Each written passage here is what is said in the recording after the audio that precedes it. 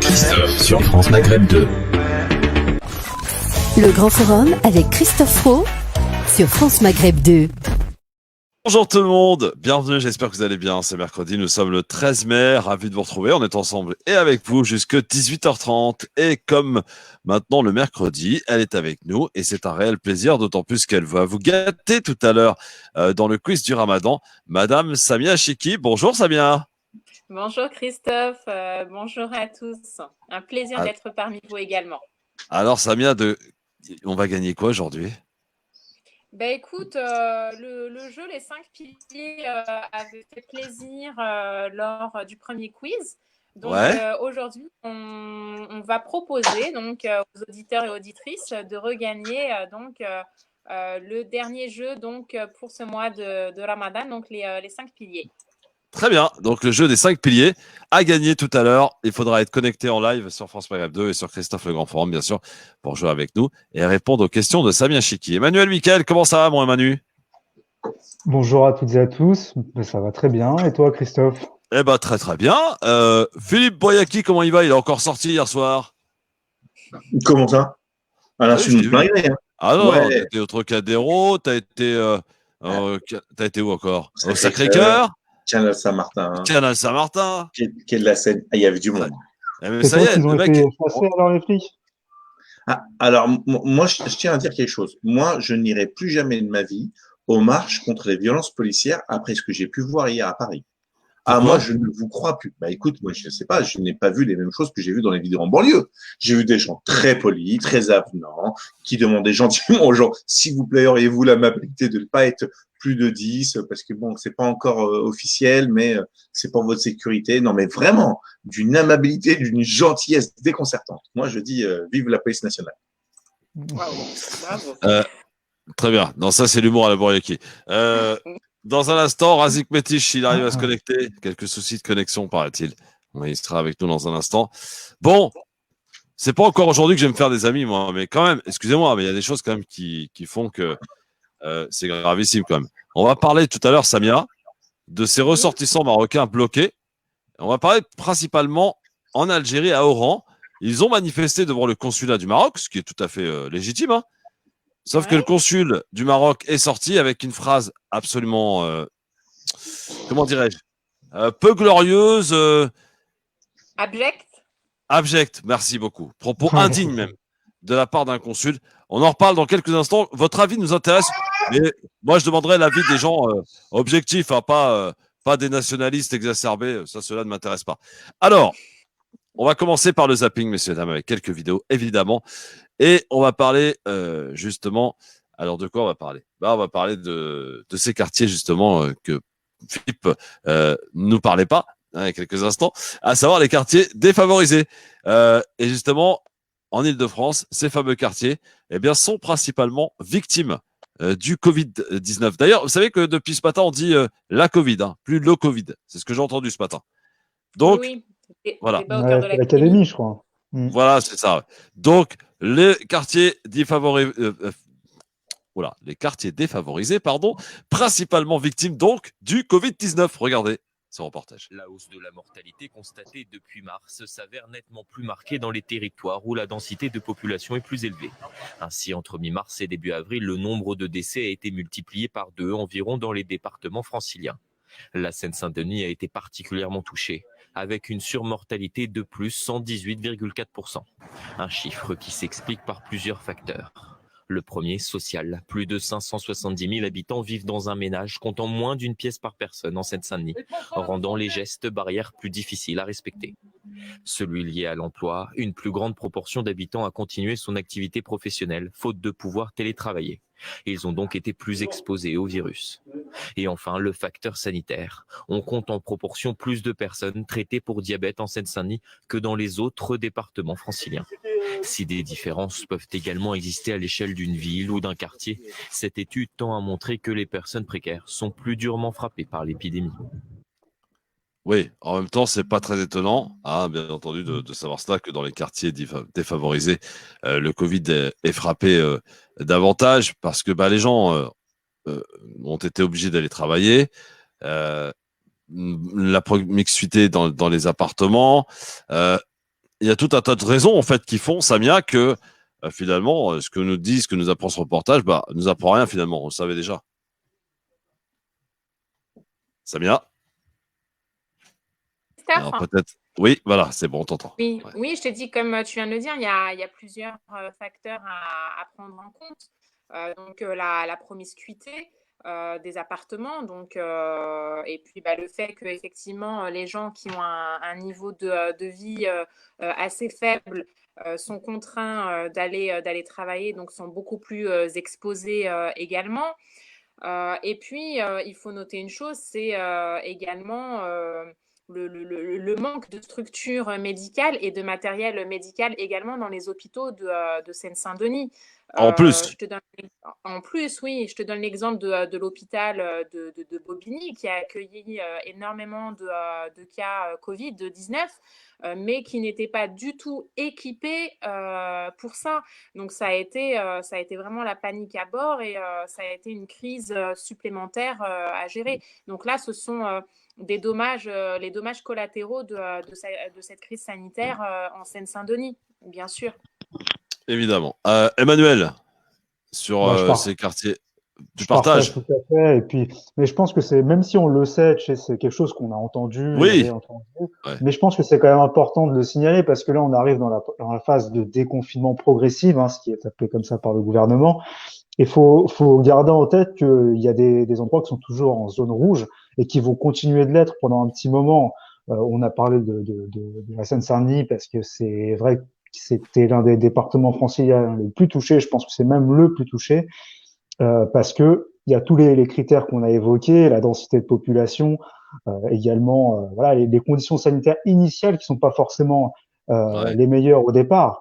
Les hôpitaux qui ont été très vite saturés, justement, parce que la capacité d'accueil n'est pas suffisante par rapport à C'est une ça. telle densité de population. Sans Et je pense, compter, et ça, je peux vous l'assurer parce que j'ai des gens à qui c'est arrivé, que je connais d'assez près, qui sont rentrés dans un hôpital, je ne veux pas nommer le nom, mais pas loin de nez, pour une maladie qui n'avait absolument rien à voir avec le Covid. Ils ont attrapé le Covid là-bas, ils en sont morts. ouais, ouais, tu vois, C'est ça, non, mais aujourd'hui, c'est ouais, ça qui se passe, Ouais, ce qui c'est s'est horrible. passé dans les hôpitaux mm, en Ile-de-France. J'en connais deux. Voilà, deux personnes à qui c'est arrivé. Ils sont rentrés dans cet hôpital pour une maladie X ou Y. Une semaine après, au moment de sortir, ils avaient de la fièvre et il se retrouve qu'ils ont été testés positifs au Covid. mhm. Voilà, ils en sont morts. C'est terrible. Hein. Ouais, ouais, Je non, Voilà. c'est ça.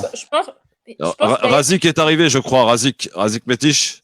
Bonjour à vous, désolé du retard, Bonjour, dysfonctionnement du Aziz. réseau malheureusement. Bonjour à tous. Bonjour, Bon, Razik. alors mon Razik, ce que Et à toutes. j'évoquais là, Oui, je vous le fait écoutais, que oui. dans un hôpital en Seine-Saint-Denis, on dira pas lequel, mais ouais, il y a des gens qui sont rentrés et qui ont attrapé le Covid là-bas et qui en sont morts. Hein.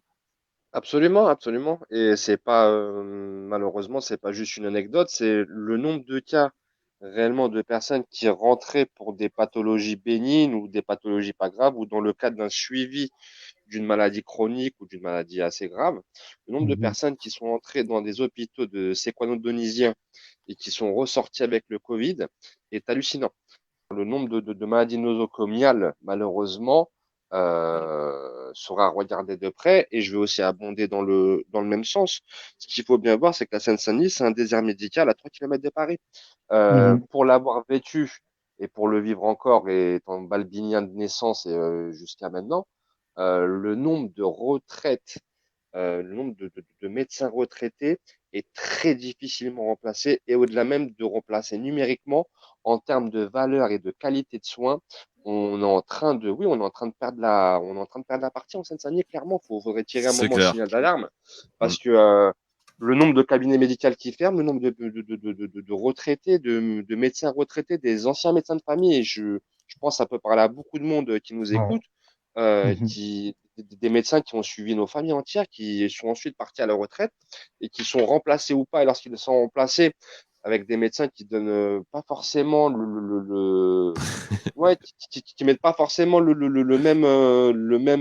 même investissement ou le même amour, j'ai envie de dire même dans ce métier-là, ça se voit et en bout de chaîne, bah, ça donne une Seine-Saint-Denis avec un taux Mais je crois que ce problème est national, hein, Razik, hein, parce que vraiment, il y a pour les campagnes, par exemple, la désertification des médecins médicales est très criante. Hein.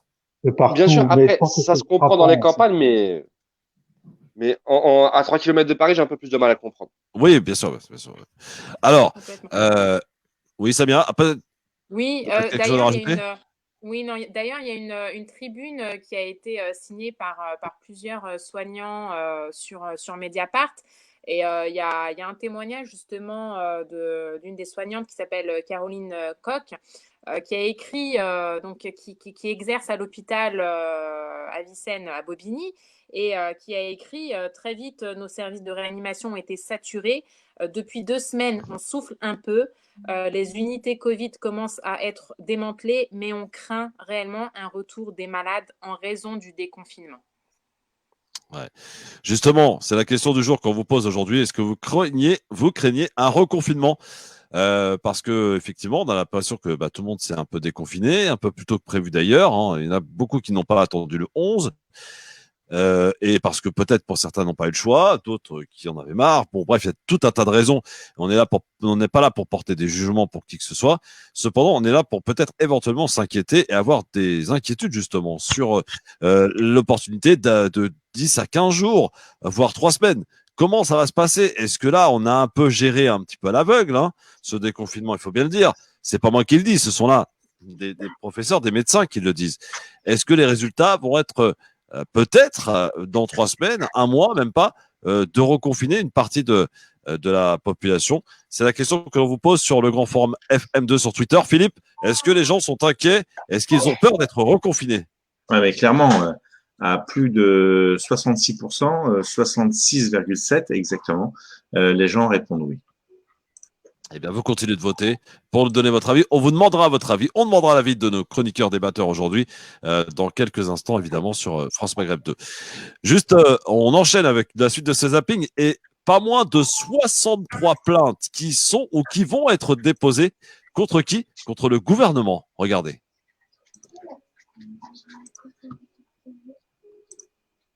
Edouard Philippe, et certains ministres risquent-ils d'être jugés pour la gestion de la crise du Covid-19? Je vous pose la question parce que François Molins a annoncé hier que 63 plaintes avaient été déposées devant la Cour de justice de la République. C'est sérieux? C'est crédible? Oui, bien sûr, bien sûr. Alors François Molins, c'est le procureur général, donc voilà, il fait cette annonce. Il y a des plaintes, a-t-il dit, 63 qui sont fantaisistes, écrites sur une feuille à la main, il n'y a pas d'argument, mais d'autres plaintes qui sont le fait de soignants, de collectifs de soignants, des infirmières, des médecins, 20 pages argumentées, a dit François Molins, qui vise, on va le voir, Édouard Philippe, Agnès Buzyn, Olivier Véran, Muriel Pénicaud, elles, oui, sont sérieuses parce que ces soignants disent, au début de l'épidémie dans l'hôpital public, les conditions sanitaires de l'exercice de notre profession n'étaient pas satisfaisantes, l'État employeur nous a mis en danger et donc nous demandons des comptes à l'État employeur, donc c'est sérieux. Donc c'est sérieux, effectivement, ça va se passer comment, Jean-Michel? Alors évidemment, la Cour de justice de la République, c'est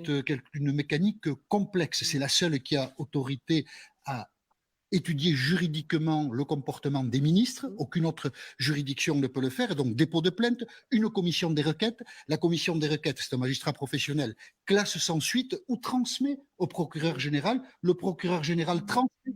Simple. Donc ça prend beaucoup de temps, c'est ce que vous nous dites, Jean-Michel. Ça prend beaucoup de temps, 2-3 ans, ça prendra avant qu'il y ait éventuellement un procès, mais c'est aussi sérieux. Ce sont des filtres. On ne va pas attaquer des ministres comme ça, n'importe comment. Il y a plusieurs étapes qui permettent de distinguer les fantaisistes, les actions purement politiques, de la demande de responsabilité légitime. Nous sommes en démocratie et ceux qui agissent en notre nom doivent pouvoir rendre des comptes, y compris sur le plan judiciaire, évidemment. Voilà, et ça peut intervenir dans combien de temps? Alors on va dire 2-3 ans, c'est long, bien sûr. Oui. On perdra peut-être la mémoire de la crise. Après tout, il faut l'espérer qu'on en sortira et qu'on en perdra un peu la mémoire, mais ça pourra venir un jour. Ça n'est pas une première. Laurent Fabius, Premier ministre, avait été jugé en 1999 dans l'affaire du sang contaminé. acquitté d'ailleurs, mais son secrétaire d'État à la santé, Edmond Hervé, avait été condamné pour homicide involontaire. Alors là, ça va donc durer 2-3 ans. C'est violent comme attaque. Pour ceux qui dirigent l'État, on dit que tout ceci affecte beaucoup Édouard Philippe. Après tout, on peut le comprendre, ça ne favorisera pas les vocations politiques, ça c'est certain, mais en même temps, on ne peut pas reprocher à des citoyens d'utiliser des droits qui existent. Et puis, la commission d'instruction, notamment de la Cour de justice de la République, peut être intéressante pour comprendre le fonctionnement de l'État, et peut-être même ne mettra-t-elle pas en cause la responsabilité des ministres actuels, mais des ministres précédents. Donc c'est instructif. Voilà, Jean-Michel Apathy sur LCI, messieurs, dames. Ça, c'est la vie. On en reparle évidemment très vite. On va balancer la pub rapidement et on est de retour évidemment dans un instant sur France Maghreb 2. À tout de suite. Le Grand Forum avec Christophe Roux sur France Maghreb 2. Alors c'est intéressant cette histoire de 63 plaintes qui ont été déposées contre le gouvernement. Il y a plein de choses intéressantes de ce que nous dit Jean-Michel Apathy. D'abord que Édouard Philippe pourrait se sentir affecté par ces plaintes parce que c'est vrai qu'on a l'impression qu'il porte toute la responsabilité sur ses épaules de toute cette incompétence collective et on a l'impression qu'en ce moment il y en a un qui se cache quand même assez bien, c'est le chef de l'État, à tel point qu'on se pose la question à savoir de qui est le chef de l'État en ce moment. Razik, tu ressens pas un peu ce mec qui se cache là, Emmanuel Macron, qu'on voit plus en ce moment? Un petit peu. Je trouve que dans le duo de l'exécutif, le personnage fort aujourd'hui aux yeux des Français, c'est Édouard Philippe, ce n'est plus Emmanuel Macron. Oui. Voilà. D'ailleurs, ça se voit dans les sondages. Hein. Ça saute aux yeux, complètement. Ouais. Et le fait qu'il y ait des plaintes, donc qu'ils soient déposées, que ça va prendre du temps effectivement pour que les ministres en question soient jugés, c'est tout à fait logique. Je veux dire, aujourd'hui, il y a eu défaillance collective. Je veux dire, c'est pas un secret pour personne. Hein. Emmanuel, là-dessus, sur les 63 plaintes, c'est pas rien quand même. Hein. Justement, je pense que c'est bon. Ça. Là, on ressent vraiment qu'on est en démocratie et qu'il faut. Ah bah oui. De toute façon, pour moi, les erreurs doivent être pointées du doigt et doivent être jugées, que ce soit le président, que ce soit peu importe quelle personne. Du moment où il y a une erreur, il faut qu'elle soit analysée, qu'elle soit punie si c'était vraiment de sa responsabilité et qu'on en tire les conséquences pour la suite. Parce que si on dit tout est beau, tout est rose, bah à la fin, il n'y a jamais rien qui change et on voit les résultats que ça peut apporter, comme on le constate dans cette crise. Samia, 63 plaintes déposées contre le gouvernement par des infirmiers, par des soignants, personnel médical, par des avocats aussi. Je trouve que 63, vu l'ampleur c'est pas beaucoup et les dégâts de la gestion de cette crise, c'est peu. Vu le nombre de médecins également. Mais ils se sont regroupés. Qui sont morts suite au virus, très certainement parce que justement ils n'ont pas assez été protégés, on ne leur a pas donné ce qui était nécessaire, donc oui, 63 c'est vraiment très très peu. Tu disais, Emmanuel? Il me semble que c'est des collectifs en fait, c'est plusieurs collectifs qui se sont regroupés pour certaines plaintes, ce qui explique qu'il n'y en ait pas autant que ça en fait. Mais c'est certainement des collectifs de soignants ou des collectifs de proches de victimes ou ce genre de choses-là, je pense, qui expliquent ce nombre. C'est possible. Après, moi, j'avais parcouru un petit peu le cas de l'épouse d'un médecin qui est décédé, Éric Loupiac, et donc qui a porté plainte, elle, contre l'Agence régionale de la santé et également donc contre le ministre de la Santé actuel, Véran, et donc le prédécesseur Agnès Buzyn. Donc quand elle raconte son histoire, les circonstances, les circonstances dans lesquelles sont décédés son époux, bon, elle explique qu'elle le fait plus si tu veux, c'est plus pour rendre honneur et c'est plus un hommage pour son mari, mais pour essayer également de mettre en exergue les manquements de l'État. Et je pense que justement, tous ceux qui ont été victimes de cela devraient rejoindre ces collectifs s'ils existent, comme tu viens de le stipuler, Emmanuel, et déposer des plaintes. Parce que justement, l'État doit faire face à ses responsabilités. Il y avait aussi un avocat qu'on a reçu il n'y a pas longtemps, Brouza, qui avait dit qu'il porterait plainte, justement, qu'il déposerait en justice concernant l'illégalité du confinement, l'inégalité aussi de toutes les amendes qui ont été mises sur attribuées aux gens, parce qu'il considère, il l'a expliqué juridiquement parlant, que pour lui, elles étaient illégales. Donc voilà. Et juste un petit mot aussi sur cette histoire des plaintes, parce que on avait donné la référence du sang contaminé, qui est un peu, Ouais. comparaison n'est pas raison, mais c'est un peu la référence que tout le monde a à l'esprit. Juste rappeler, comme cela a été dit, Laurent Fabius a été acquitté, et on nous avait pondu à ce moment-là tout un principe, tout un synopsis juridique qui disait que ces gens-là étaient responsables mais non coupables. J'ai bien Ouais. peur que 20 ans après ou 30 ans après, ils nous refassent le coup.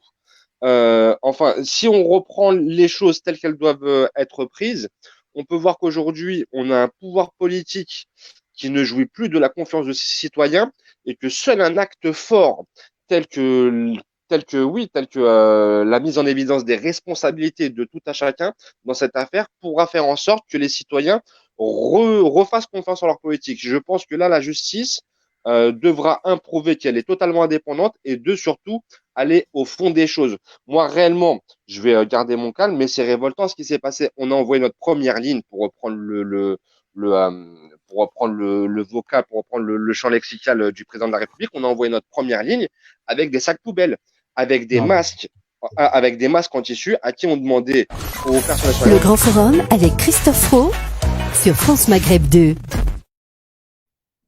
De retour sur France Maghreb 2 en direct, après la pub, bien entendu, avec Razik Metiche, qui s'est fait couper le sifflet, mais royalement, Samia Chiki, Emmanuel Michael et Bouriaki, qui est évidemment à la réalisation. Razik, tu avais un petit coup de colère. Il a été un petit peu Ouais, interrompu, bah, mais parce que voilà, il bah, fallait reprendre l'antenne. j'espère que la Cour de justice de la République prendra la mesure de la crise sanitaire et de l'impact de cette crise qu'aura eu, et des conséquences. Comme je disais, on a envoyé notre première ligne quasiment sans matériel. Et Oui, lorsqu'on voit c'est le vrai. nombre de maladies, le nombre de personnes qui sont décédées parce qu'ils n'avaient pas leur masque FFP2, parce qu'ils n'avaient pas les surblouses, parce qu'ils n'avaient pas des visières de protection, et que même à l'heure où on parle aujourd'hui, si on va dans certains hôpitaux, c'est encore en flux tendu. Donc voilà. Lorsqu'on a eu des ministres, moi je repense à Sibeth Ndiaye, excusez-moi de le dire, Sibeth Ndiaye, tout le mois de mars, ça nous a expliqué qu'il n'y avait pas de problème de stock de masques. Et lorsque la pénurie est arrivée, il n'y avait plus de masques. Donc au bout d'un moment, ces gens-là devront, selon moi, répondre de leurs agissements. Elle est occupée à fumer une clope dans son bureau, je te dis. Voilà. On fume pour décompresser, je pense. Bah voilà, c'est ça. C'est que ça doit être dur quand même d'être porte-parole d'un tel gouvernement. Ça doit être très compliqué, les amis. Bon, soyez les bienvenus. 01 40 33 9000, évidemment. Tiens, puisqu'on est dans les coups de gueule, en voici un royal. C'est celui d'une médecin qui est vraiment en colère par rapport à ce qu'on leur demande là. Vous savez, avec les nouvelles applications concernant la détection du Covid-19, de signaler à l'État et de signaler également toutes celles et tous ceux qui auraient fréquenté la personne. Enfin, là, le médecin, elle a dit non, il n'en est pas question. Je ne veux pas participer à ce qu'on appelle, ce qu'elle appelle de la délation. Écoutez son coup de colère, pardon, et on en reparle dans un instant.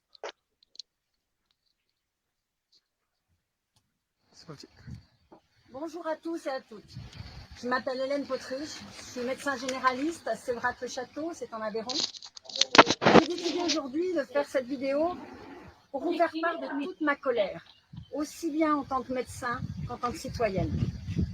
Tout d'abord, ma colère de médecin, à qui le gouvernement demande de trahir le secret professionnel, en signalant non seulement mes patients qui seraient dépistés positifs au Covid-19, comme cela se fait déjà pour les maladies à déclaration obligatoire, mais également toutes les personnes qui ont été en contact avec eux durant les 2 semaines qui précèdent le dépistage positif, en donnant leurs coordonnées, nom, adresse et même numéro d'immatriculation à la sécurité sociale.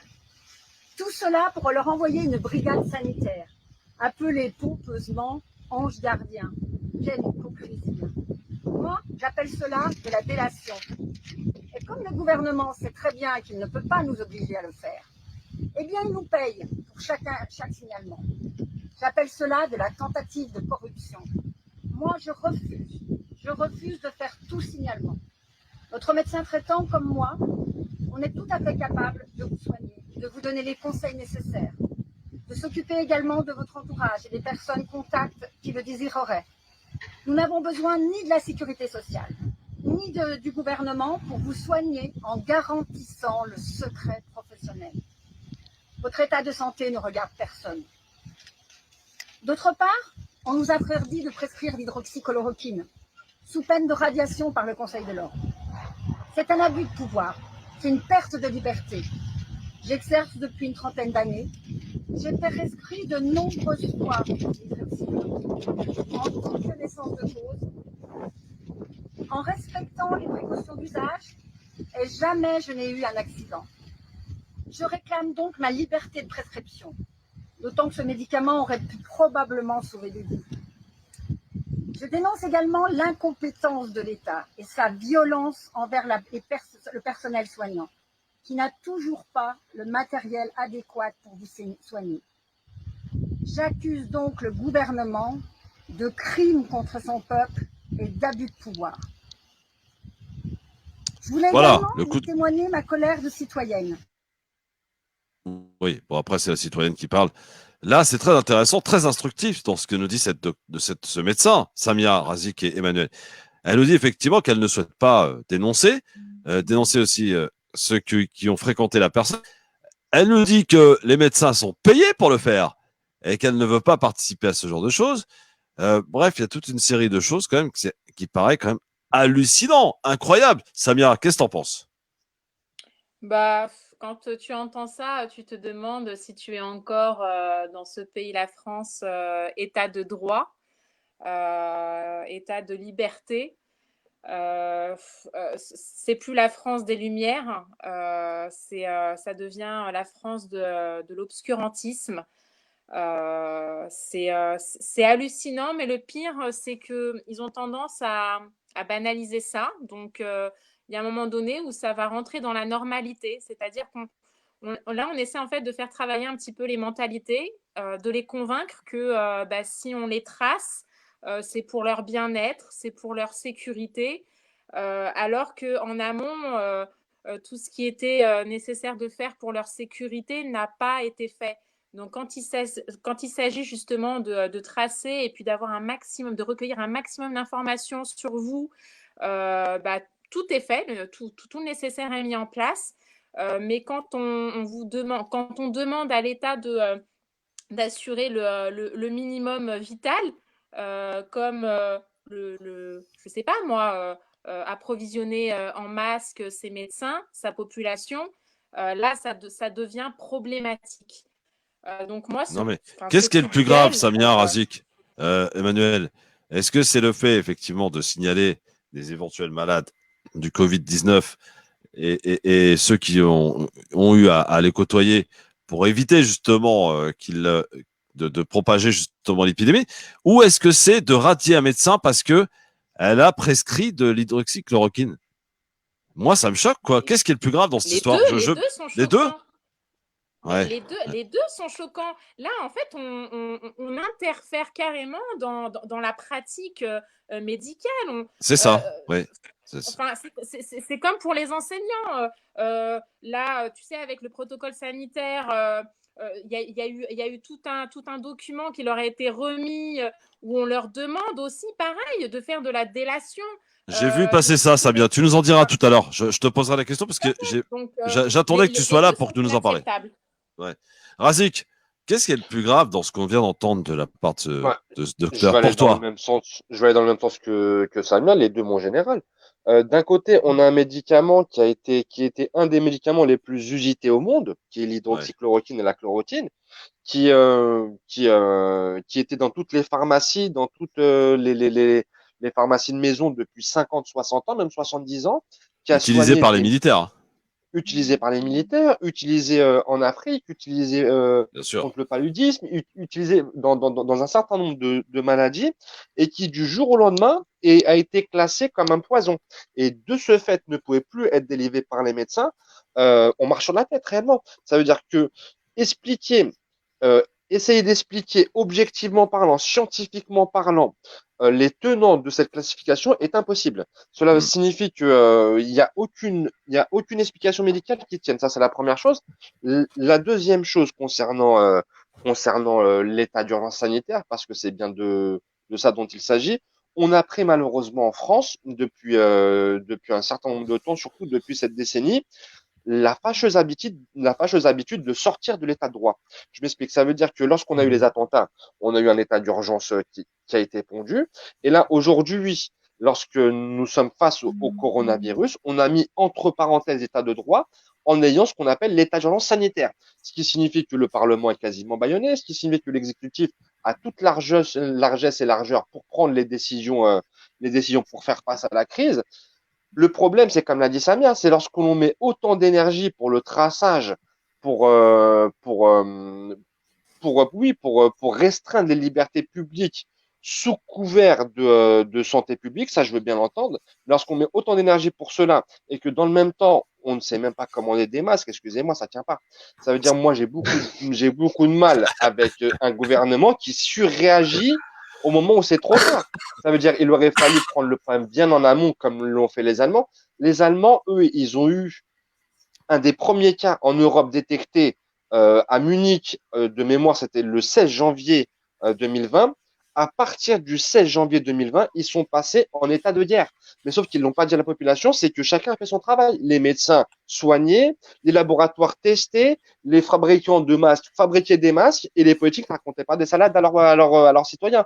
Nous, on a eu tout l'inverse, malheureusement, et c'est assez déplorable. Et vraiment, moi, ce qui m'inquiète, c'est qu'on a maintenant cette facilité, et je le dis comme je pense, on a vraiment une facilité en France à sortir de l'état de droit. Pourquoi l'état de droit n'était pas en mesure de répondre à la crise sanitaire? Moi, je me pose encore la question. Emmanuel, peut-être a-t-il la réponse?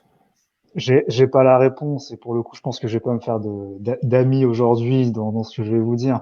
Je partage en grande partie ce qui a été dit avant moi, mais je trouve que dans le fichage, hein, comme on l'appelle, il y a quand même une sorte de nécessité qui s'est avérée positive en fait dans l'application de ce qui a été fait notamment en Asie. On voit que le fichage, alors nous ça nous perturbe parce qu'on n'a pas cette habitude-là. En tout cas, c'est pas dans les mœurs françaises de notre état de droit comme on en parlait tout à l'heure.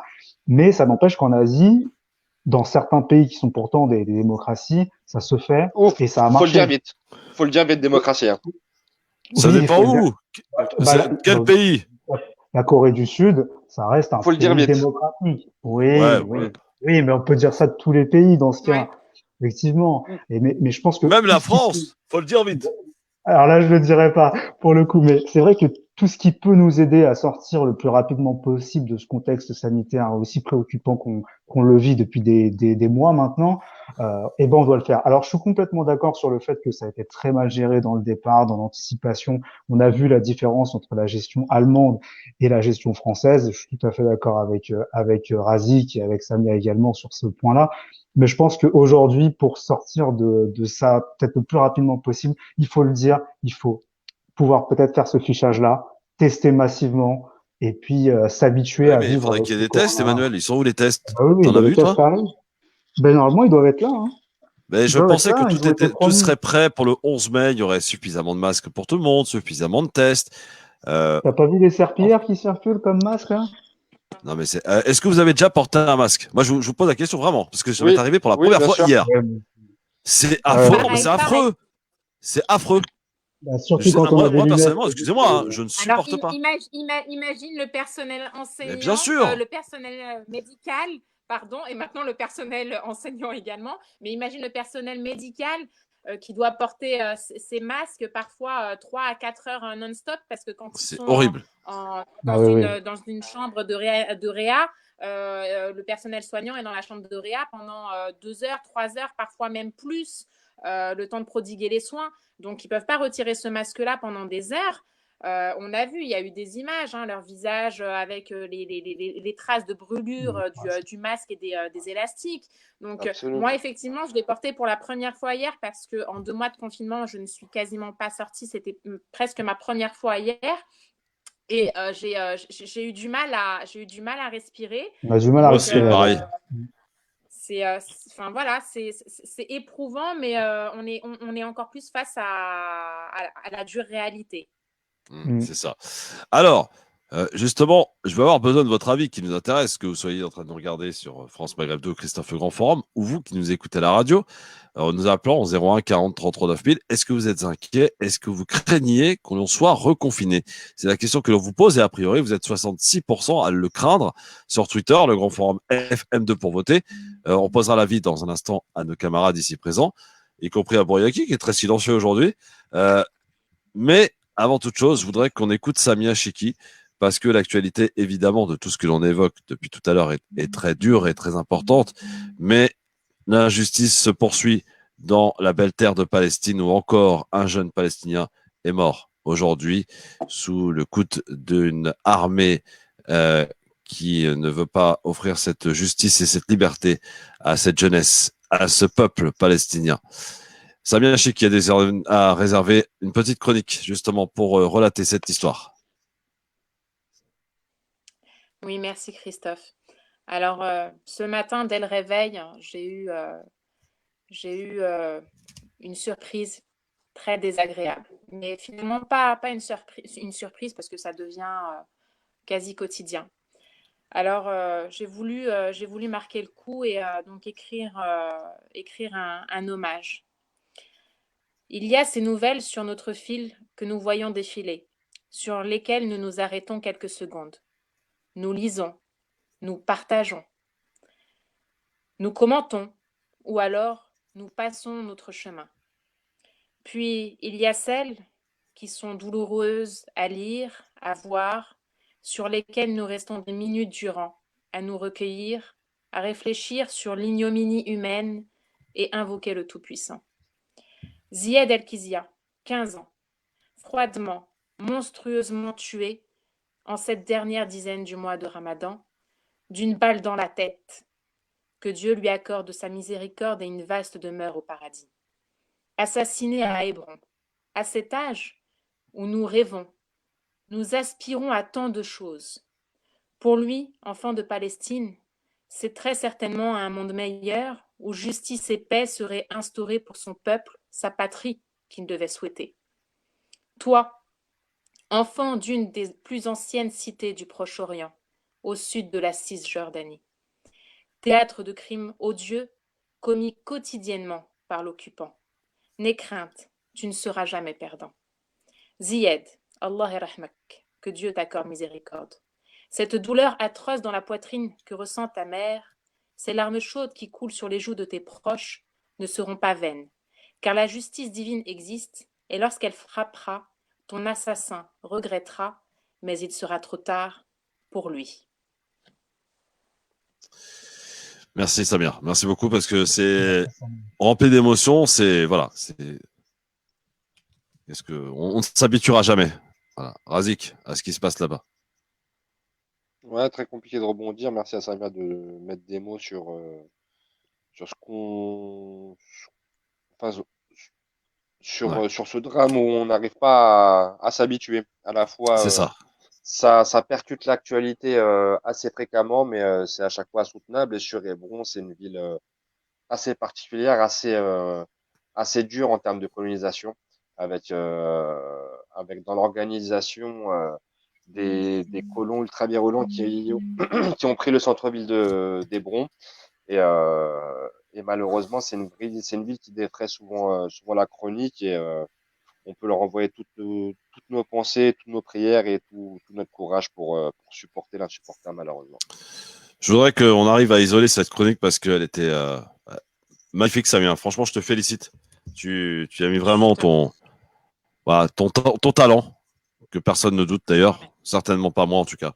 Et on va faire en sorte d'isoler cette chronique pour la faire partager sur les réseaux sociaux du LGF pour que ça se propage, voilà, que ton message soit entendu davantage.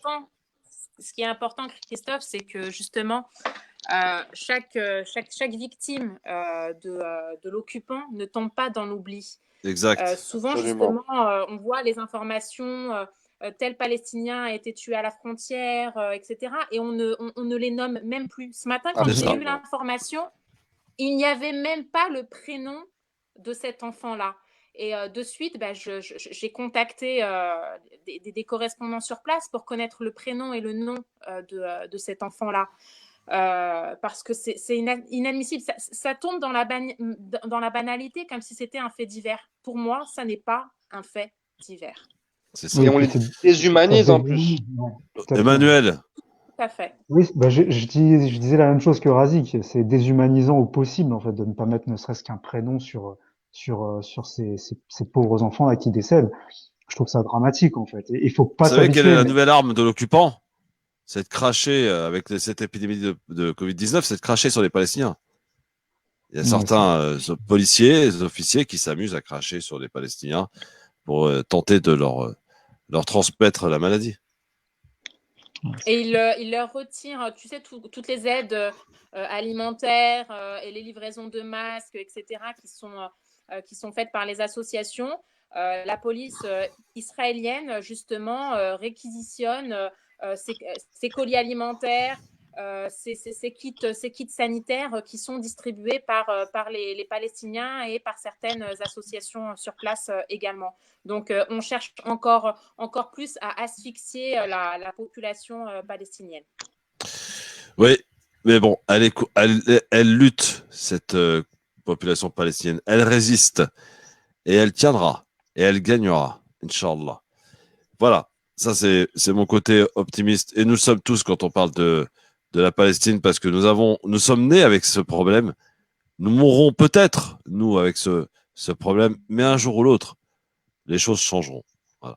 C'est quasi certain. Il y a que l'histoire qui le montre que finalement cela ne dure pas et finit toujours par revenir un jour ou l'autre. Alors, 01 40 33 9000, vos avis, vos commentaires. Est-ce que vous craignez, mon cher Emmanuel Michael, est-ce que vous craignez, au vu du comportement de certains Français qui n'hésitent pas maintenant à se rendre dans les parcs, à se réunir en famille, à partir un petit peu partout, à prendre des transports en commun en se collant sur la ligne 13. Bon, ils n'ont pas le choix, il faut qu'ils aillent travailler, les gueux. Mais bon, Emmanuel, est-ce qu'il faut pour autant avoir des craintes sur justement une pandémie qui pourrait repartir, une deuxième vague comme certains l'évoquent? Est-ce que tu crains d'être reconfiné? Moi, j'ai voté oui sur le sondage, justement, parce que je le crains, effectivement, mais je pense que l'idée, c'est pas tant de penser à cette deuxième vague, parce que je pense que déjà que la première n'est pas terminée. Et la question qu'il faut vraiment se poser, c'est dans quelle mesure il y aura cette deuxième vague, parce qu'elle arrivera, c'est sûr. Maintenant, est-ce qu'elle sera aussi forte que la première? Est-ce qu'elle sera plus forte que la première? Est-ce qu'on aura des déconfinements, enfin du confinement après du déconfinement et progressivement? On en aura peut-être plusieurs vagues. Moi, je pense que c'est pas impossible. Il y a plusieurs scénarios qui tournent et le plus probable, c'est justement qu'il y ait plusieurs vagues. Alors après, la force de celle-ci, on le sait pas encore, mais c'est vraiment ce qui est le plus probable, malheureusement, parce que tant qu'on n'aura pas de vaccin, tant qu'il n'y aura pas un médicament, bah, c'est sûr que ça va continuer. C'est pas quelque chose qui va disparaître. Donc toi, tu crains ce reconfinement, Emmanuel? Alors je crains le reconfinement. Alors je pense que ça va se faire par zone, parce que comme ça a commencé de cette façon-là au niveau du déconfinement avec la zone rouge les zones rouges et les zones vertes. Je pense qu'il y aura des reconfinements qui vont arriver de façon ponctuelle, comme ça a été le cas en Allemagne, où ils ont localisé vraiment un endroit précis où il y avait eu un regain d'épidémie, où ils ont reconfiné les gens. Mais je pense que ça va être le cas aussi en France. Alors après, dans quelle mesure? Est-ce que ça sera sur le plan régional, au niveau des villes, je pourrais pas le dire, mais je pense effectivement malheureusement qu'il y aura des reconfinements à prévoir en fonction de l'évolution de l'épidémie dans la métropole et dans les outre-mer également. Inquiet ou pas inquiet? 01 40 33 9000, France Maghreb 2 sur Facebook pour nous le dire, sur Christophe Le Grand Forum aussi en commentaire. Est-ce que Samia Cheki est inquiète? Est-ce qu'elle craint d'être reconfinée, Samia?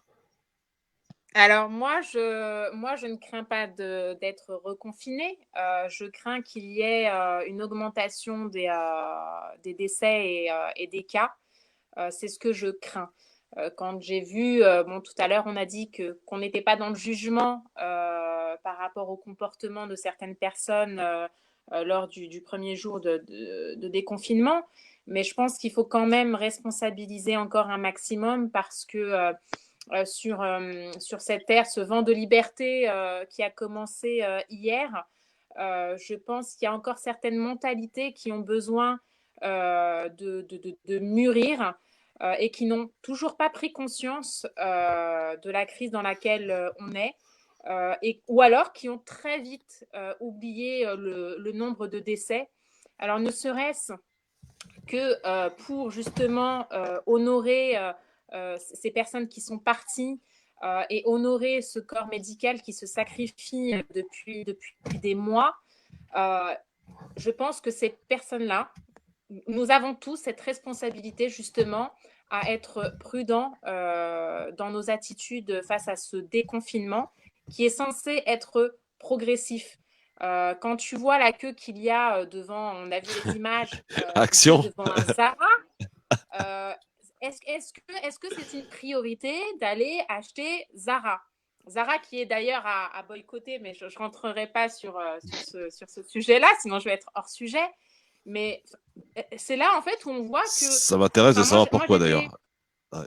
J'étais un petit peu déçue quand j'ai vu ces images-là parce qu'il y a quelques semaines, justement, tu sais, on avait posé la question de l'après. Est-ce qu'on pensait que les mentalités allaient changer? Et utopiste que je suis, idéaliste que je suis, je me disais oui, je pense que les gens ont pris conscience de certaines choses. Et quand tu vois les queues devant le McDo, les queues comme devant toi. le Zara, etc., tu te dis, mais les gens n'ont rien compris. En réalité, ils sont restés derrière Netflix et compagnie. Et ils ont dû faire abstraction de tout ce qui se passait. Donc, il y a un moment donné, j'ai même envie de dire, il y a certaines personnes ne méritent même pas le confinement parce que le confinement, en réalité, j'ai envie de dire, c'est un luxe parce qu'on est cloîtré entre quatre murs et on a ce privilège de pouvoir se questionner sur soi, sur ce que l'on veut pour son avenir. Et je pense que certaines personnes n'ont pas mis à profit cette période de confinement. Alors là, c'est quasi un coup de gueule, tu l'auras remarqué, Christophe. Ah, mais je l'aurais remarqué, je l'adore, je ne l'ai pas interrompu une seule seconde. On est de retour dans un instant, juste après la pub, reste connecté en live sur France Maghreb 2 et Christophe Le Grand Forum. Le Grand Forum avec Christophe Roux sur France Maghreb 2. Alors, juste dis-moi pourquoi il faut boycotter Zara. Je ne savais pas. Alors, Zara, écoute, il y a une partie de sa production, justement, qui est faite dans certains pays qui exploitent les enfants. Et puis, il y a une partie de sa production également qui est faite en Chine. Donc, tu connais mon engagement également pour le peuple ouïghour. Donc voilà, une des raisons pour lesquelles il faut… Ouais, mais Zara, c'est bien, c'est pas cher. Jamais tu vas acheter chez Zara. C'était pas cher. C'est super cher maintenant. Ah bon? Ah oui. J'étais une grande Ils sont consommatrice de embourgeoisés. Zara, hein, personnellement. Pareil. D'accord. Alors, par contre, la queue devant Action, hier, vous avez vu les magasins Action? Pareil, c'est pas des produits de première nécessité. Il y avait une queue de malade. Bon, devant les McDo, ça fait un moment que ça dure. Mais c'est vrai que je suis un peu… Est-ce que Razik, justement, quand tu vois ce type d'image hier, ces gens qui, effectivement, on peut le comprendre quand même, ça fait 52 jours, 53 jours que tout le monde était confiné, que personne ne sortait, on était désociabilisé. Et la première chose sur laquelle tu penses quand t'es libre, c'est d'aller d'acheter une babiole chez Action ou un vêtement, une petite culotte chez Zara. Voilà, c'est le fruit d'une époque, hein. Excusez-moi de le dire, enfin, sans être… j'étais ni optimiste, ni idéaliste par rapport à cette période de confinement. C'est à l'image de notre société consumériste, capitaliste et individuelle. C'était comme ça avant, pendant et après le confinement. C'est une réalité, malheureusement. T'es inquiet, Razik? T'es inquiet d'être reconfiné éventuellement, bien que toi tu ne sois pas encore totalement sorti de ton confinement pour des raisons familiales, parce que tu as des parents que tu protèges et c'est tout à ton honneur. Ils sont âgés et que donc à ce titre tu penses à eux, donc tu vas pas faire n'importe quoi et te déconfiner de n'importe quelle manière. C'est clair. Inquiet, non, mais pour moi on y va tout droit. Pas maintenant. Je pense pas qu'on aura un reconfinement là dans les prochaines semaines à venir. Mais par contre, il y a eu différentes institutions qui ont pensé, qui ont modélisé le confinement, déconfinement, reconfinement, etc. Je pense il me semble de mémoire, si ma mémoire me lâche pas, il me semble que c'est l'Académie d'Oxford qui avait publié tout tout un mémo sur les différentes périodes, on partirait quasiment pour 18 mois avec 7 phases différentes. Et à peu près en septembre-octobre, avec la saisonnalité de cette maladie, qui est encore à prouver, mais qui est en train de se prouver petit à petit, donc on aurait une baisse des cas contagieux là cet été, mais dès le début de l'automne, il faudra se préparer, je pense, malheureusement, à un reconfinement. En tout cas, moi, je le pense comme ça. Après, est-ce que je le crains? Non, je le crains pas, mais c'est clair que cette période-là, on s'en souviendra tous. On a eu Les vacances, en fait, 2020, il va falloir l'oublier très vite, tes enfants. Bon, ben, c'est ça. Ouais. T'as prononcé le mot vacances, j'en ai eu des frissons. Ça me manque, c'est incroyable. Ouais, Enfin, moi aussi, qu'est-ce que j'aimerais partir sur la plage c'est de pour ça, Copacabana. on me parle de déconfinement, jusqu'à preuve du contraire, les frontières, elles sont pas ouvertes.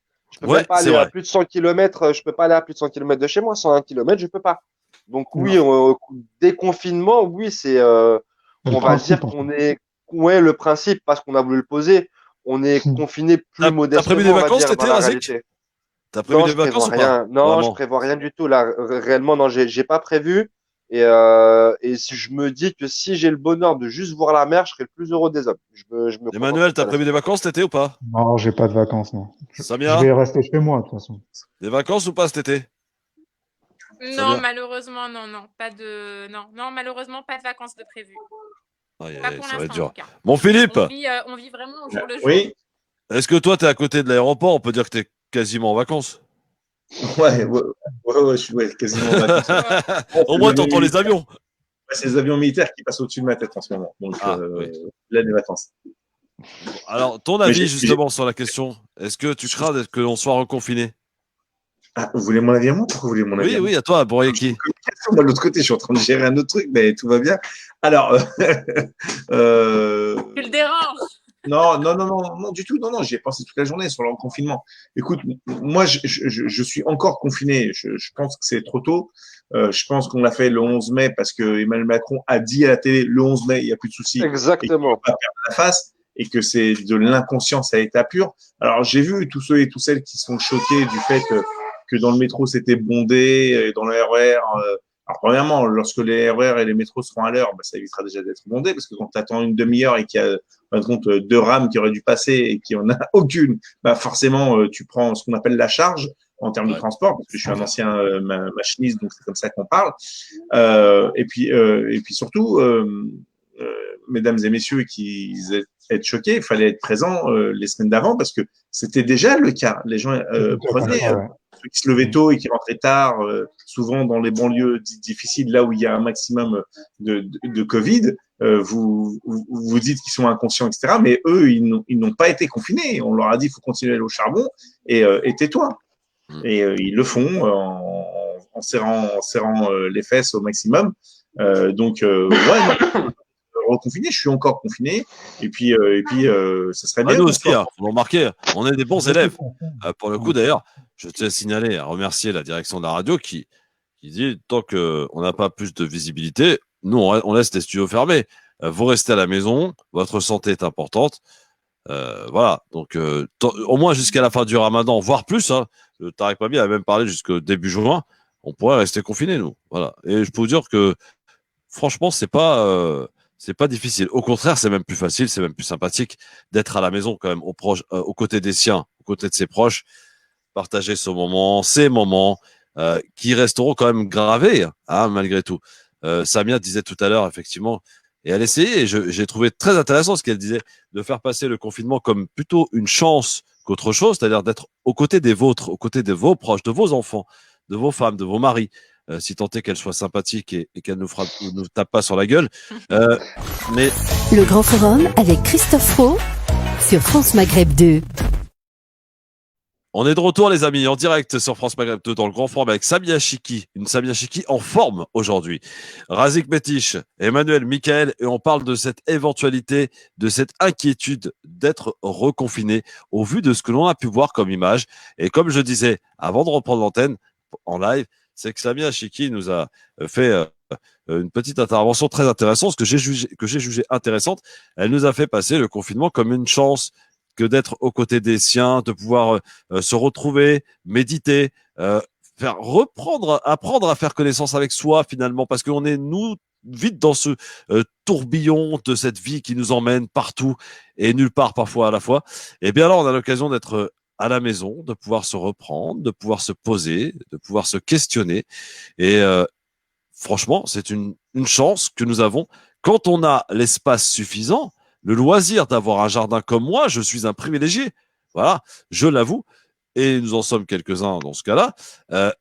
Eh bien, voilà, moi, je vais pas me plaindre. Aujourd'hui, ça serait difficile pour moi de se plaindre. Donc, espérons en tout cas que chacun et chacune puisse, avec responsabilité, pouvoir suivre les gestes barrières et qu'on puisse venir à bout le plus rapidement, non pas au tabac qui est tabou, mais à ce Covid-19 qui disparaisse très vite. Philippe, toi qui es sorti hier, tu as été au Trocadéro, tu as été au Sacré-Cœur, tu as été au Canal Saint-Martin. Est-ce que tu vois des gens raisonnables? Est-ce que tu vois des gens masqués? Est-ce que tu vois des gens qui sont éloignés les uns des autres? Ou au contraire, tu vois vraiment des gens qui, parce que c'est la liberté, parce qu'ils ont été confinés, aujourd'hui, font un peu n'importe quoi?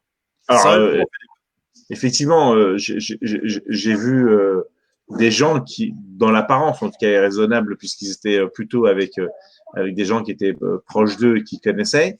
Tout le monde avait l'air en tout cas en bonne santé, mais pas beaucoup de gens étaient masqués sur Paris, contrairement à la banlieue. C'est ça qui était vraiment le plus étrange. Et des gens qui étaient vraiment à bout de nerfs, qui savent. J'ai discuté avec des jeunes d'ailleurs en direct. Je vous invite à aller sur la page Christophe Le Grand Forum. Vous verrez nos lives d'hier sur le canal Saint-Martin. On a rencontré d'autres justement qui venaient de l'Oise, dans un quartier un petit peu difficile, qui ont été verbalisés à outrance. Et en tout cas, les Parisiens, ils me disaient, ceux que j'ai rencontrés, ils m'ont dit, mais je crois que tu te rends pas compte. Autour de nous, on a du minéral. C'est-à-dire que nous, on a été confinés dans un petit espace, parce que Paris, c'est très cher, et donc pour pouvoir se loger, parce qu'il n'y a pas que des gens riches qui habitent à Paris, il y a aussi des gens qui sont en situation jeunes étudiants, situation de précarité, beaucoup de colocations. On dit être enfermé et ne pas pouvoir voir l'air, c'était juste infernal, vraiment infernal. Et donc aujourd'hui, ils ont un sentiment de liberté, et ils ont besoin de ce sentiment de liberté, même si ils ont conscience que le danger est toujours présent. Un petit peu comme des gens qui sont en état de guerre et qui a eu la ville qui a été pratiquement rasée, que tu entends les avions passer régulièrement et lâcher des bombes un petit peu plus loin. Il y a aussi cet instinct de vouloir vivre, et puis lorsque tu n'as jamais connu la guerre et que tu l'as pas là physiquement, c'est un truc qui est invisible, et que tu as toujours été libre d'aller où tu veux, quand tu veux. Paris, c'est une ville ultra vivante. Moi, j'ai vu des queues de fous devant des comment ça s'appelle, des fast-food, des sortes de grecs un petit peu chicos dans les quartiers Bobo, etc. Parce que les gens, ils avaient besoin de ça. Alors, ce qui a été le plus étrange, c'est que tu as des quartiers qui sont plus ou moins animés. À chaque fois que tu as un espace d'eau ou un espace vert, tu as des gens qui vont rechercher ce lien naturel qu'on a avec la terre et la mer. Et tu as d'autres quartiers dans des grands boulevards où tu n'as personne, boulevard des Italiens, etc. Il y avait un peu de monde à Bastille, un peu de monde à Concorde, pas à Concorde, pardon, à République, personne à Concorde, les Invalides, etc. Très calme, Saint-Michel, très calme. Mais ce qui était surprenant par rapport ne serait-ce qu'aux forces de l'ordre, je te dis, c'est les seules personnes, et sérieusement, je suis pas en train de faire du misérabilisme ou de la victimisation à outrance. Je te jure qu'à chaque fois que j'ai vu quelqu'un se faire contrôler à Paris, eh ben, cette personne, elle a abusé avec le soleil. Elle a trop pris le soleil. Et donc ça c'est vraiment violent à voir.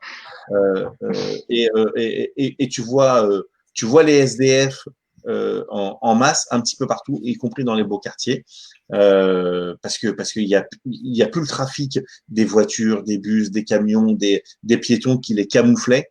Et ça, franchement, c'était. Alors là, un petit peu moins parce que ça bougeait beaucoup. D'ailleurs, dans toutes les petites rues là, pour monter à Montmartre, je voyais vraiment du monde dans les escaliers, des regroupements. Pas beaucoup de gens masqués, contrairement, comme je t'ai dit, à la banlieue.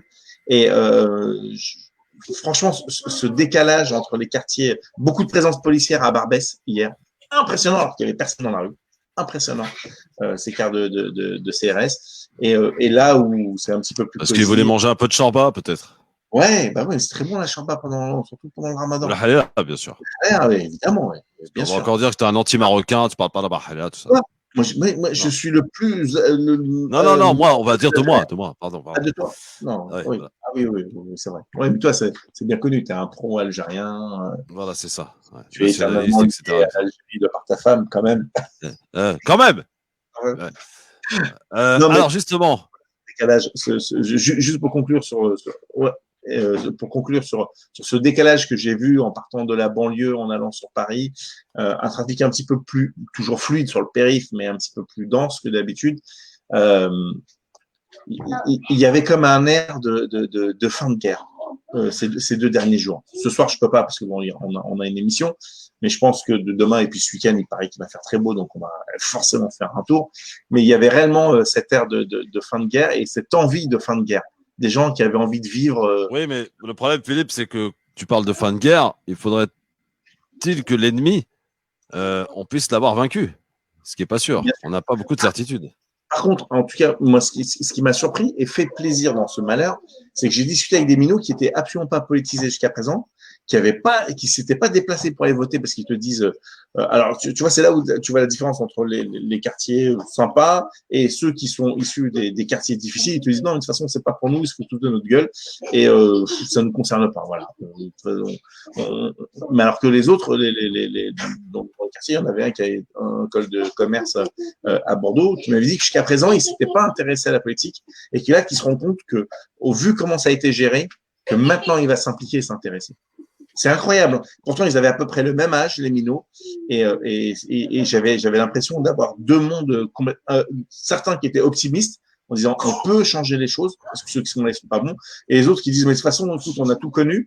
On connaît surtout le flashball et le gaz lacrymogène. Quand tu vois ce qui s'est passé à Nanterre, quand tu vois il y a 2 jours même le maire Patrick Jarry s'est indigné de ces contrôles de ces baqueux, la BACD. Élise, la BACD externe à la ville, alors que jusqu'à présent ça s'est bien passé, et ils ont reconnu que la veille, la grenade qui avait explosé dans la main, grenade de désencerclement, c'était accidentelle et pas des voyous qui lui avaient lancé. La même équipe, sans le collègue qui était aux urgences et à qui on souhaite un prompt rétablissement, bien évidemment, sont revenus le lendemain et ont refait un contrôle très zélé qui a vraiment mal tourné. Donc, bon. Là, il peut plus rester comme ça. Le jour d'après, le monde d'après doit changer, mais au vu du monde devant chez Zara et 3 heures devant McDo. Bon, 18h06, dans un instant, le quiz du Ramadan avec Samia Chiki avec un cadeau à vous offrir. Pour l'heure, je souhaitais une nouvelle fois, pardon de le faire, parce que ça risque encore de m'être reproché, mais l'actualité, on parle de tout dans cette émission. On va parler d'un problème qui concerne les ressortissants marocains qui sont, et vous le savez, bloqués depuis quelques semaines maintenant, à tel point qu'il y a une certaine colère qui commence à animer les ressortissants marocains qui ne peuvent pas rentrer chez eux, qui rapprochent des consulats, des ambassades qui sont pour la plupart fermées, qui ne répondent pas. Je parle bien des consulats et ambassades marocaines à l'étranger, donc. Ce serait à peu près estimé à 26 000, si je ne dis pas de bêtises, Marocains qui seraient concernés par cette situation. On va s'arrêter sur une situation particulière. Il se trouve que c'est un hasard, c'est en Algérie, à Oran, pour être plus précis. Des ressortissants marocains qui sont venus manifester devant le consulat marocain à Oran.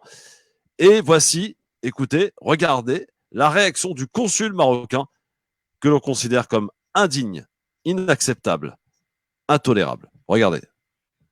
كيفاش واحد عايش في السجن والناس كاملين يطبق عليه الحد الصحي 28 يوم ما عندناش. شوف مرحبا بكم والبيرو الباب مفتوح حتى اللي عنده شي طلب يجي عند القنصليه.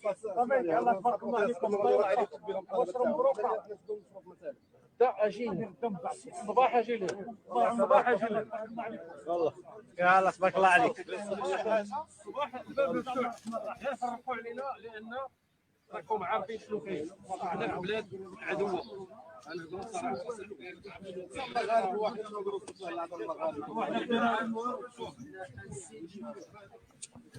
Alors, vous entendez peut-être, parce que c'est en arabe, les échanges, il dit « Nous sommes dans un pays ennemi ».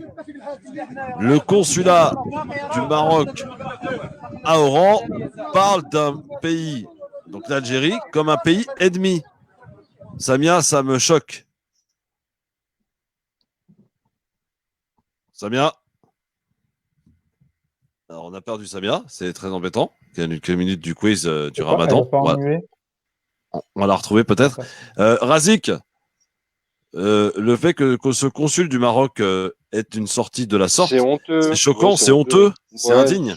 c'est choquant et honteux. Dire qu'ils disent qu'il n'est pas dans un pays frère, je pourrais encore l'entendre. Dire qu'il est dans un pays ennemi, c'est Ennemi. de Le cacao mot est quand même. employé, hein. hein, ennemi. Vu l'histoire, vu la géographie que l'on partage, vu même le futur, qui à un moment ou à un autre devra s'écrire ensemble d'une manière ou d'une autre, qu'un consul en poste en Algérie dise ça alors qu'il est justement en poste dans ce pays-là, il devrait être au minimum convoqué par les autorités algériennes et au mieux il devrait être rappelé en urgence à Rabat pour s'expliquer auprès de Rabat et plus revenir dans ce pays ennemi, vu que c'est un pays ennemi. Oui, exactement. Emmanuel, c'est quand même, on a l'impression quand même que il y a des petites sorties comme ça de temps en temps entre ces deux pays. Ouais, mais ce qui est dingue, c'est qu'il n'y a pas, C'est il y a dingue, pas quoi. Alors que le forcément peuple, d'actualité. on rappelle, hein, Il le n'y a pas peuple est frère, d'actualité. le peuple Tu vois, est. il y a rien. Voilà. Je sais pas pourquoi ça C'est veut c'est pas se des, régler cette c'est histoire. deux pays Oui, qui sont voisins pour le coup, et il n'y a aucune actualité qui permettrait aujourd'hui d'envenimer les choses. Donc je comprends pas pourquoi il fait une Ben, sortie comme ça.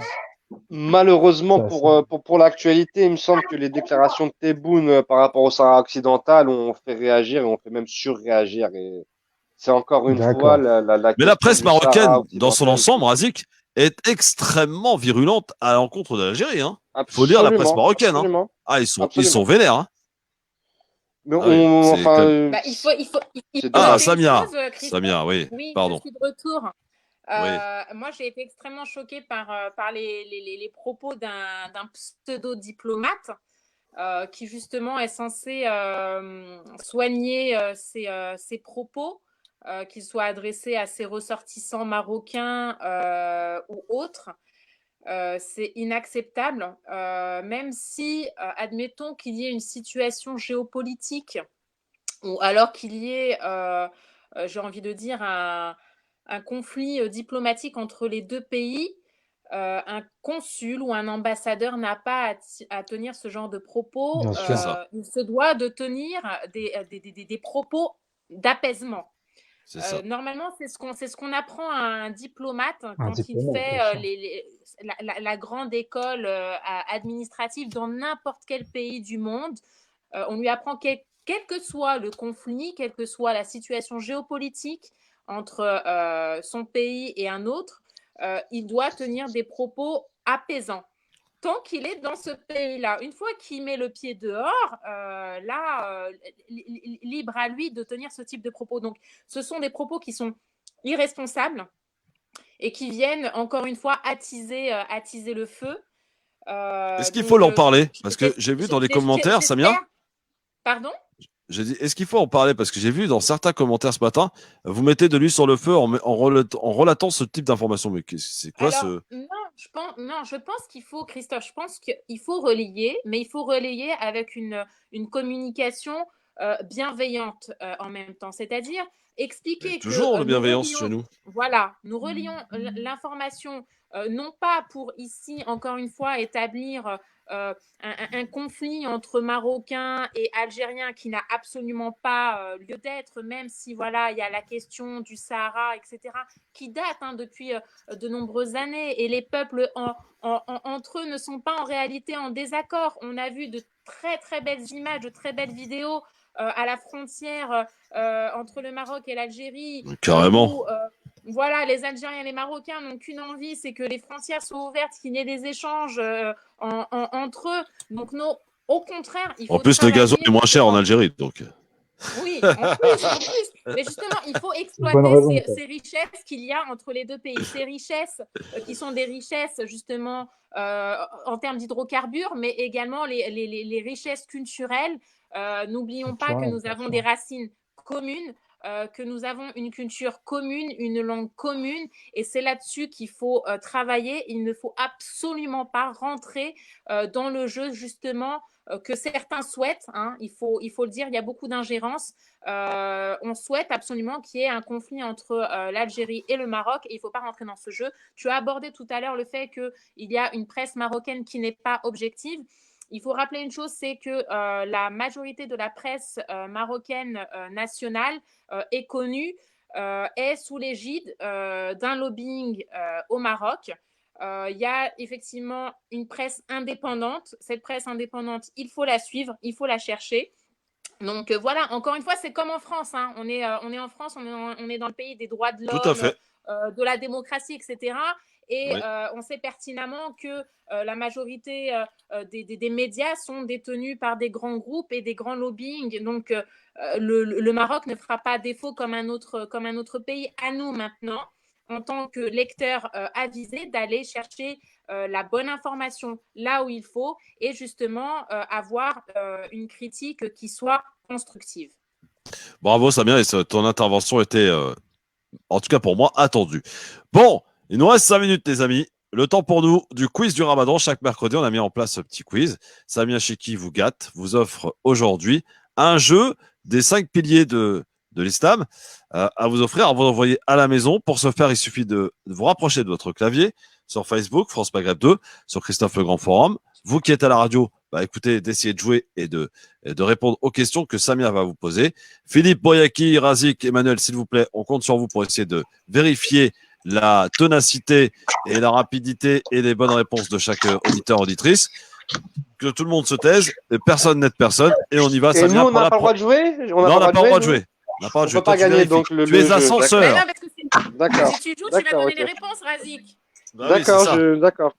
D'accord. Alors, on y va. Et après, on verra si vous avez su répondre aux questions. Samia, elle avait mis un peu le jeu davantage plus difficile la semaine dernière. On va voir ce que ça va être cette année. Cette semaine, pardon. Oui, non, ce ne sera pas très compliqué. Il y a quelques questions qui sont un peu difficiles, mais pas tant que ça. Alors. Et j'ai remarqué, c'est que ceux qui nous suivent, nos abonnés, nos auditeurs et auditrices, ont une culture vraiment très solide. Hein. J'ai été agréablement surprise. Ouais. Oui. Alors, première question, Samia. Donc, première question. Comment le prophète Mohammed, alayhi salatu salam, nous enseigna-t-il de répondre si quelqu'un nous perturbe ou nous ennuie pendant notre jeûne? Comment le prophète... J'ai la réponse. Ah, bravo. Moi, je ne l'ai pas. Ça tout à l'heure. Moi, je ne l'ai pas non plus. Alors, comment le prophète Mohammed nous enseigna-t-il de répondre si quelqu'un nous perturbe ou nous ennuie pendant notre jeûne? Paris, il dit Salem. Il dit Salem, Beurre Paris. Alors, répondez en commentaire. Oui, je jeûne. Je jeûne. Mona a dit je jeûne. Très bonne réponse. Mona, un point. Mona, voilà, donc, je jeûne. Voilà. D'accord. C'était ça la réponse, Razik, que tu avais? Oui, c'est ça, absolument. D'accord. Mona, voilà, donc, premier point. Si on vous contrarie, il faut répondre que vous êtes en état de jeûne, tout simplement. D'accord. Ah, ça c'est bon, ça. Ça peut servir. Très bien. Deuxième question. Bravo, Mona. Deuxième question. Est-ce qu'on peut savoir si c'est bien de France Maghreb 2 ou Christophe Le Grand Forum là? Je vais faire une espèce de compétition. Si tu veux, c'est un petit peu compliqué là. Je peux pas. D'accord. Pardon pour cette petite parenthèse malveillante. Samia, deuxième question. Alors, deuxième question. Quelle odeur Allah subhanahu wa ta'ala, donc Dieu, préfère-t-il à celle du musc? Quelle odeur je l'ai aussi. Ah, je l'ai aussi, ça. Ça, je l'ai, celle-là. Préfère-t-il à celle du musc? Allez, Philippe, regarde bien. Je regarde. Qui va répondre en premier? Je la mets dans le chat pour qu'on ne me dise pas que je suis un bluffeur. Hein. Mesque. Gara dit mesque. Le mesque. L'odeur du jeûneur. C'est ça. Justement, quelle est l'odeur? L'odeur du jeûneur. L'odeur du jeûneur. Voilà, donc c'est la laine, effectivement. Son laine, exactement. Ouais. Sab. Ah, c'est Sab, la première. Sab. Tout à fait. Deuxième. Premier point pour Sab. 1 point pour Mona. troisième question. J'aurais eu 2 points, c'est grave ça pour une fois que je suis Moi, fort dans j'aurais le un jeu, je point. peux pas jouer. Franchement, il y a Bon, beaucoup, il y a beaucoup de belles Razik, réponses. écoute, si tu as les 5 bonnes réponses, allez, je t'envoie ton cadeau à toi aussi. Ah, ça me motive d'un coup ça, j'en ai déjà 2, Ouais, d'accord. alors, tu joues dans le chat, hein, dans le privé, Dans le quoi, chat, Razik. ouais. D'accord? Ouais, Pas de voilà. problème. Troisième question, Samia. Alors, troisième question. Quelle erreur commune les musulmans du monde entier commettent-ils durant les 10 dernières nuits du Ramadan? Ah, je sais. Ça, je Je sais. l'ai. Vas-y, mets-le dans le chat. Dès lors qu'on parle Répète-nous des la 10 question. dernières nuits du Ramadan, il y a une erreur qui est commise par beaucoup. Mais c'est quoi? Voilà. Quelle est cette La erreur? réponse. Quelle est cette réponse, Philippe? Qu'est-ce que ça dit sur Facebook? Pour l'instant, Wello, ça dit rien. Ah ouais. Alors, je il répète la cherche. question. Quelle erreur beaucoup de musulmans font-ils, commettent-ils durant les 10 dernières nuits du Ramadan? Faiblir. Beurre Paris dit faiblir. Attends, la 27e nuit pour prier. Alors, c'est ça, c'est ça. Donc, en C'est fait, quoi ça? l'erreur commune qu'on Oui, fait, c'est qu'on c'est recherche dit. la nuit du destin seulement D'accord. dans Ça- la 27e nuit. Pensons que c'est Alors uniquement Alors cette que- nuit-là. c'est dans les 10 dernières nuits. Voilà. Alors qu'elle est Impair, dans hein, la... c'est Est-ce la que dernière si nuit tu... impair. Dans les Dans les impaires, dernières- voilà, Impair, les nuits impair. Ouais, je vais vous couper le micro, moi. Sab, c'est ce qu'elle dit. Impair. Pensons que c'est uniquement cette nuit, la nuit du destin. Voilà, c'est ça. C'est ça. Donc, là, on a un point pour Mona. Miloud, Un arrête. point. Philippe, les, Ouais, les T'inquiète, points. t'inquiète, je Un gère. pour Mona. Je gère. Et deux pour Sab. Ah, très bien. Donc, si Mona, par exemple, égalise, là, ça se jouera entre les deux, hein, Ah pour ouais, la ça va être 5e chaud, question. chaud. Par contre, amis auditeurs, je suis désolé, je suis obligé de rendre l'antenne sur France Maghreb 2. Si vous voulez connaître la fin du quiz et surtout savoir si vous êtes incollable, savoir qui va gagner ce quiz aujourd'hui, c'est sur Facebook qu'il faut vous rendre maintenant, Christophe Le Grand Forum ou France Maghreb 2. Le temps de la pub en tout cas. Et dans un instant, Medjed. Et je vous retrouve tout à l'heure à 19h avec le docteur Ahmed Jabala pour l'émission Parler Islam. Salut à tous et à demain avec un invité normalement de taille. Demain entre 17h et 18h30. Salut à tous et à demain. Le Grand Forum avec Christophe Roux sur France Maghreb 2. Alors, on va préciser, Samia Razik, sous votre contrôle, que effectivement, en ce qui concerne d'ailleurs les 10 dernières nuits impaires, où se situerait la nuit de l'Aïd Qadr, c'est la nuit du destin. Or, et tu as raison, par tradition ou je ne sais quoi, les musulmans du monde entier considèrent que la nuit du destin se situe dans la 27e nuit. Or, c'est peut-être pas la bonne, justement. Voilà. Donc, Tout à bonne fait. Donc, réponse, il faut en tout chercher cas. dans les nuits impaires des 10 dernières. Et d'ailleurs, je crois, si mes calculs sont bons, c'est la première ce soir. Peut-être. Ce soir, tout à fait. Tout Peut-être. à fait, tout à La fait. Qadr. Tout à Voilà. fait. Alors, troisième question. On est bon, Razik, pour l'instant, t'as tout bon? J'ai tout bon sauf celle-là, je suis parti sur autre chose. Ah, Bon, d'accord. je pensais que ça faisait appel au fait que même les couples mariés doivent être séparés sur ces 10 dernières nuits pour pouvoir justement Quoi faire un travail sur... absolument. Ah, t'es parti, non. t'es parti loin. Ah, t'es parti Ouais, loin, je suis Razik. parti loin. Ouais, Ouais. je suis comme ça, moi. Bon, Razik, il est déjà en introspection, là. c'est ça. Bah oui, hein. Bah oui. Quatrième question, les amis, Samia Chiki. Attention. Alors, quatrième question. Le calendrier musulman se compose de 12 mois. Oui. Où se situe le mois de Ramadan entre le premier et le deuxième? Alors là, j'ai pas compris la question. Attends, tu peux nous la faire? Oui. Où se situe le mois de Ramadan dans le calendrier de 12 mois? D'accord. C'est le premier, le deuxième, le troisième? D'accord. Ah oui, d'accord. Oui, d'accord, ok. C'est bon, j'ai compris. Alors, Yasmine a dit deuxième, mais t'as induit les gens en erreur parce que t'as dit premier ou le deuxième. Non, j'ai dit entre le premier et 12e. Et 12e, pardon, j'ai compris deuxième. Ah oui, 9e. bah oui. Mona a dit 9e. Mona, Oui, 9e. 9e. Bonne 9e. réponse. Bravo, Oh là Mona. là là. Bravo. Oh là là. Oh là là là là. Du tout, celui-là. Alors, donc là, si j'ai bien compris, Philippe, Il y a Mona Au et vu Sab de- ex aequo. Mona Final. et Sab qui vont se disputer bien le ouais. cadeau. Bravo. Miloud 4. Miloud, tu sors ça. Bravo. C'est ça. Franchement, waouh. C'est ça. Machallah. Bon, Alors, dernière question. Mona, Alors, Mona, ouais, alors, attention, seul Mona et Sab et jouent. Sab, ouais. Il va le faire tous les mois. Uniquement, on prendra en ligne de compte que la réponse de Mona ou de Sab. D'accord. Forcément, Merci. parce qu'elles ont égalité, 2 points chacune. On y va Entendu. pour la dernière question. Alors, vous êtes prêts? Oui. Quelle est l'invocation à multiplier, à dire le plus possible durant ces 10 derniers jours? Ah Quelle ouais. est l'invocation Facile. à privilégier et à dire le plus souvent possible durant ces 10 derniers jours? Trop facile. Vous pouvez l'écrire en arabe ou enfin en phonétique. Ah bah non. Ou non, alors non, dans la traduction. non, en Non, arabe. dans la phonétique. Déjà, j'ai du mal à lire le français, l'autre il dit en arabe. Tu rigoles ou quoi? J'ai dit en phonétique. Ah oui. Alors, Mona a dit du pardon. Oui, mais quelle est l'invocation? Ah, la vocation. La vocation, Samia.